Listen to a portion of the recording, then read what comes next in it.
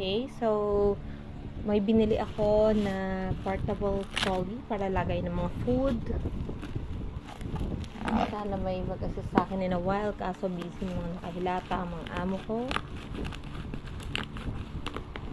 So, naka-bubble wrap naman siya. Sana walang basag.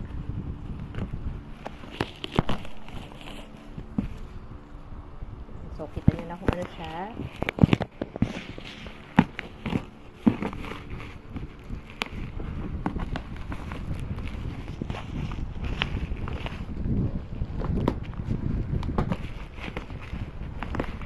Naka-box naman, kaso syempre, alam niyo naman kung paano alagaan sa Pilipinas ang mga packages.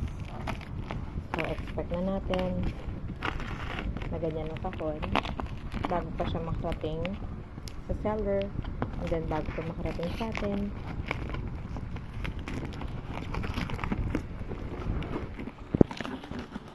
Mas madali sana kung meron akong anak na matatapos sa laro at mahahawakan yung so, ayun na siya. Sa Lazada ko siya binili.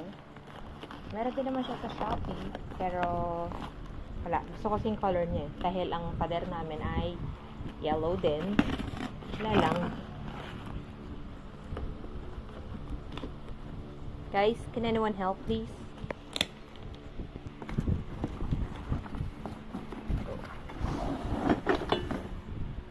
So, pubuin natin siya. Tulungan mo ako. Dito natin lalagay ang ating mga food. Vicky, can you pause that so that you can help me? I just have 15 minutes. Hawak mo na siya bisaglit na ito. Ikaw gagawa. Ikaw na. Alisin mo na yun. Meron naman siyang instruction. Paano siya gagawin. So, unahin muna natin na yan, ganyan siya. First, shoes. Lusot natin dito. Ito muna, lusot. So, yung buong ganito, lulusot natin. Yung self-explanatory lang naman siya. Tapos, lulusot mo yun doon. Yung dulo, na mas manipis, mas maliit. Yan ang ilalagay, papasok mo dyan. Tapos another, dahil hindi ko na inintindi yung ano, mahilig kasi ako sa DIY, so roughly tingin ko kung ano nang gagawin.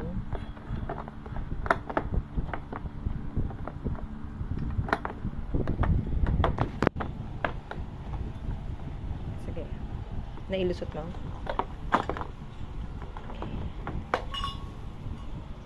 Baka kulang lang ang tulak.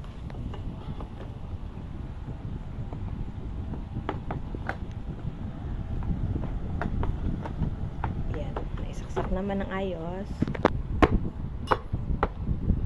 And another ang fast niya. Madali lang siyang gawin, guys.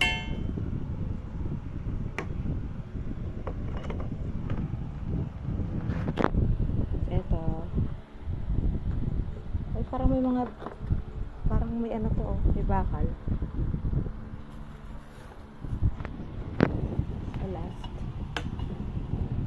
So, ayan. Ganyan lang siya. Ilalagay niyo yung gulong sa ilalim. Lalagyan ko na siya ng mga food dyan. Send ako na kayo ng picture mamaya na maayos ang kalat ng paligid. Sige.